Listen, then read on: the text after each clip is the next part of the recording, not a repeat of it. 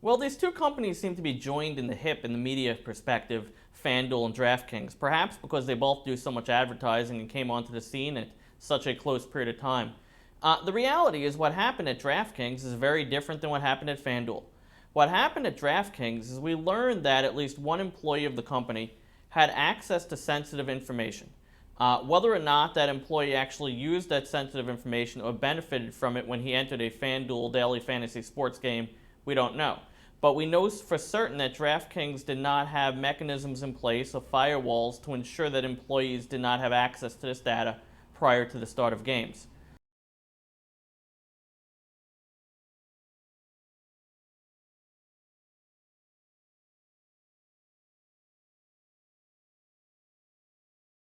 While it was DraftKings that was the company in which access to this private information was retained by employees, the implications of what happened this week is not limited to DraftKings but the industry overall.